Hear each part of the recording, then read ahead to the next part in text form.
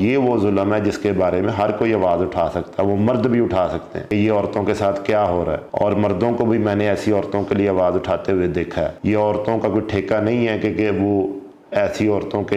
لیے آواز اٹھائیں۔ میں نے بہت بڑے بڑے مردوں کو عورت کے لیے بات کرتے ہوئے دیکھا ہے، اس کے حقوق کی بات کرتے ہوئے دیکھا ہے، لیکن میرا یہ خیال ہے کہ یہ پچھلے سالوں سے زیادہ شدید ہوگا، کیونکہ یہ پورا سال ان عورتوں نے کچھ ایسے کام کیے ہوں گے کہ جو اس کو مزید بڑھاوا دیں گے اور فلیئر اپ کریں گے۔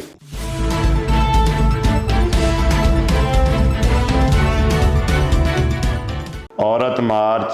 ایک اگر پرامن مارچ کے طور پر رہے اور اس میں کوئی غیر شرعی حرکت نہ ہو اور اس میں کوئی اینٹی پاکستان حرکت نہ ہو، اینٹی عورت حرکت نہ ہو، تو اس سے اچھی چیز کوئی نہیں ہے۔ اسلام سے بڑا عورتوں کے حقوق کا علم بردار کوئی نہیں ہے۔ ہاں، عورت مارچ والوں کا یہ مطالبہ جائز ہے کہ ہمارے جو دیہات ہیں یا جو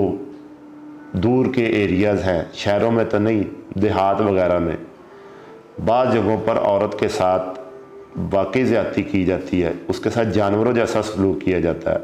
اس کو ایک بچے پیدا کرنے کی مشین سمجھا جاتا ہے، اس کی خوراک کا خیال نہیں رکھا جاتا۔ یہ واقعی بہت بڑا ظلم ہے، اور یہ وہ ظلم ہے جس کے بارے میں ہر کوئی آواز اٹھا سکتا ہے، وہ مرد بھی اٹھا سکتے ہیں کہ یہ عورتوں کے ساتھ کیا ہو رہا ہے، اور مردوں کو بھی میں نے ایسی عورتوں کے لیے آواز اٹھاتے ہوئے دیکھا ہے۔ یہ عورتوں کا کوئی ٹھیکہ نہیں ہے کہ وہ ایسی عورتوں کے لیے آواز اٹھائیں۔ میں نے بہت بڑے بڑے مردوں کو عورت کے لیے بات کرتے ہوئے دیکھا ہے، اس کے حقوق کی بات کرتے ہوئے دیکھا ہے، اور وہی مرد اپنی عورت کے حقوق کی بات کر سکتا ہے جو اس کے حقوق پورے کرتا ہے۔ ہمارا میل ڈومینیٹ معاشرہ ہے، یہاں عورت چونکہ زیادہ تر پیسہ یا زیادہ تر جو اختیارات ہیں وہ مرد کے ہاتھ میں ہیں، تو اس میں کوئی بعید نہیں ہے کہ عورت کو بھی مس یوز کیا جاتا ہو، عورت کو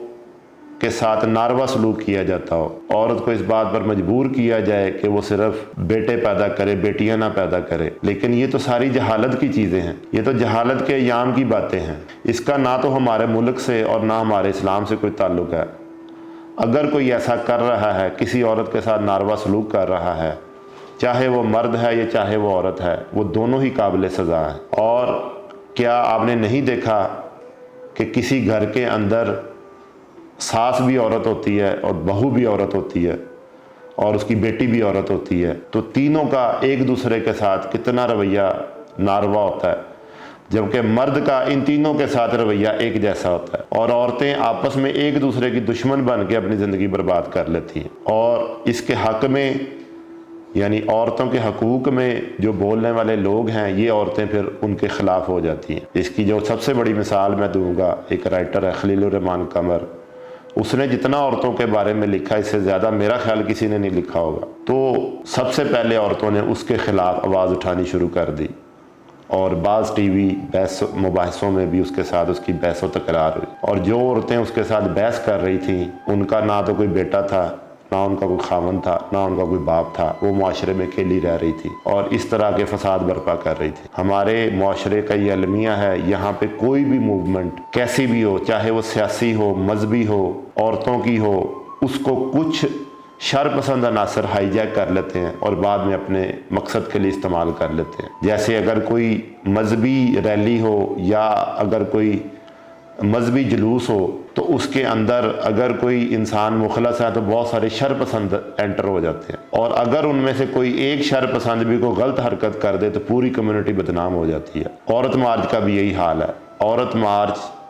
ایک ریلی تھی، ایک جلوس تھا عورتوں کے حقوق کی نشاندہی کرنے کے لیے، اس کو کچھ شر پسندوں نے ہائی جیک کر لیا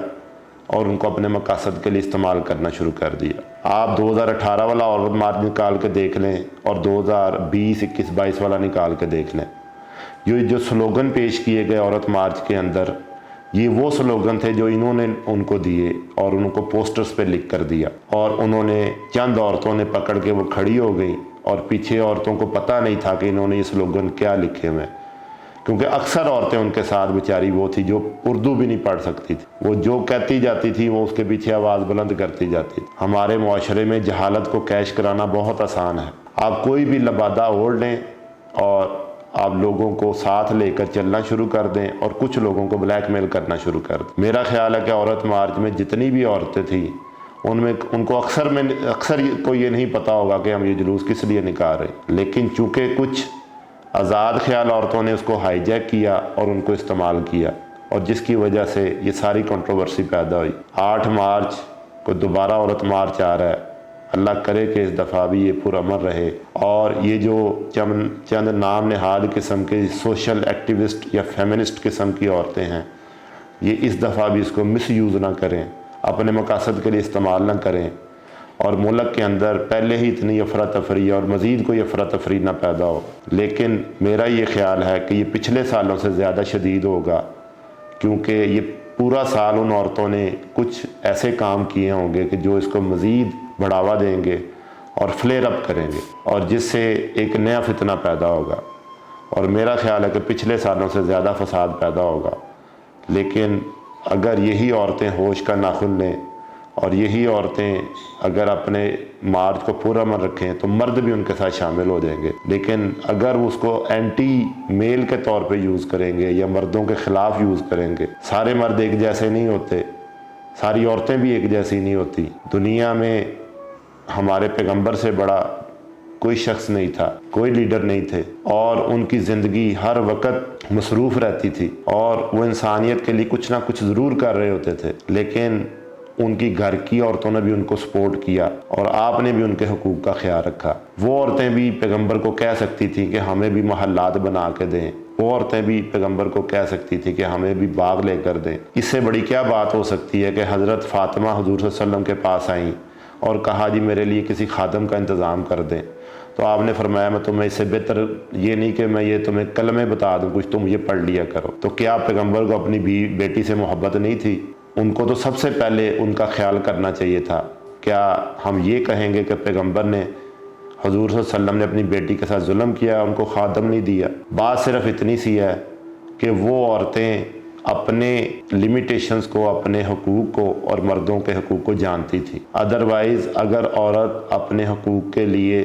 جنگ لڑنا شروع کر دے تو اس کا کوئی اختتام نہیں ہے۔ اینڈ پہ اللہ تعالیٰ نے مرد کو اگر قوت دی ہے اور زیادہ طاقت دی ہے تو وہ اس کو کمانے کے لیے دی ہے۔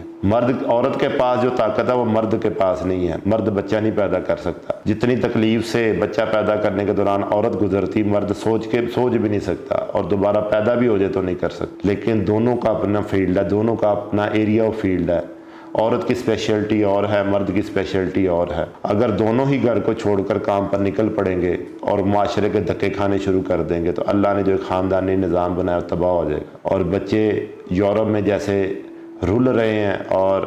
ان کا کوئی مستقبل نہیں ہے۔ ہم اللہ کا شکر ہے کہ ہمارا معاشرہ جو ہے اس میں بھی ایک مضبوط خاندانی نظام موجود ہے، اور یہ عورت اور مرد دونوں کی قربانیوں کی وجہ سے۔ اور میں پھر اگین بات کہوں گا کہ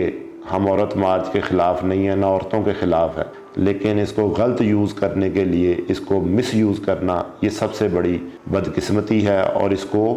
اپنے مقاصد کے لیے استعمال کرنا سب سے بڑی بدقسمتی ہے۔ جن عورتوں کو یہ لیڈ کر رہی ہوتی ہیں وہ بیچاری سادہ لو ہوتی ہیں، وہ ان کے بہکاوے میں آ جاتی ہیں۔ اس لیے میری یہ درخواست ہے کہ اس دفعہ جو عورت مارچ آ رہا ہے وہ بہت ہی پرامن ہونا چاہیے، اور ان عورتوں کو اوائڈ کرنا چاہیے،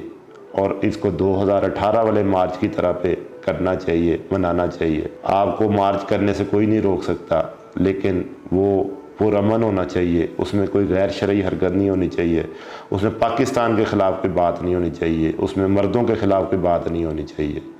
دنیا کا کوئی بھی مفکر یا کوئی بھی لیڈر اس بات سے انکار نہیں کر سکتا کہ عورت کے حقوق ہیں، لیکن عورت کو اپنے حقوق حاصل کرنے کے لیے مرد کا ساتھ دینا ہوگا، اس کے شانہ بشانہ اس کے گھر کی ذمہ داری اٹھانی ہوگی، اور اس کو تسلی تشفی دینی ہوگی کہ ہمارا مذہب کہتا ہے کہ عورت اگر مرد تھکا ہارا گھر جائے تو اس سے دو بول میٹھے پیار کے بولے تو اس کی ساری تھکاوٹ اتر جاتی۔ اس سے بڑا رتبہ عورت کو کیا مل سکتا ہے کہ اس کا مرد اس کی وجہ سے سکون پاتا ہے۔ عورت مارچ کو مس یوز کرنا بند کر دیں، عورت مارچ کو پرامن رکھیں، عورتوں کے حقوق کی بات کریں، اور اپنے کسی مخصوص ایجنڈے کو اس کے اوپر لانے کی کوشش نہ کریں۔ عورت مارچ کوئی نہیں روک سکتا، اچھی چیز ہے، انٹرنیشنل وومن ڈے پہ ہوتا ہے، اور پرامن ہونا چاہیے، بغیر کسی کنٹروورشل سلوگنز کے، بغیر کسی فساد کے، بغیر کسی دنگے کے، بغیر کسی پہ کرٹیسائز کیے ہوئے۔ اگر عورتوں کے حقوق اتنے ہی امپورٹنٹ ہیں ان عورتوں کے نزدیک، تو سارا سال عورت مارچ ہونا چاہیے، اس کے لیے ایک دن نہیں ہونا چاہیے۔ اسلام کہتا ہے کہ اپنی ماں کو ایک بار تم صبح اٹھ کے محبت سے دیکھ لو، ایک حج کا ثواب ہے۔ اس سے بڑی عورت کو کیا حق مل سکتا ہے، اس سے بڑا عورت کو کیا اعزاز مل سکتا ہے؟ لیکن اس کو پہچاننے والا بھی مرد ہے۔ ہمارے مذہب نے عورت کو مرد سے 3 گنا زیادہ برتری دی ہے، 3 دفعہ ماں کا حق بتایا، 4تھی دفعہ باپ کا حق بتایا۔ اس سے بڑا اسلام میں عورت کے لیے کیا مقام ہوگا؟ لیکن اس کو ڈی گریڈ کرنے کی یا نیچے لانے کی کوشش نہ کی جائے، نام نہاد قسم کے عورت مارچ کی شکل میں اس کو ہائی جیک کر کے اور اس کو اغوا کر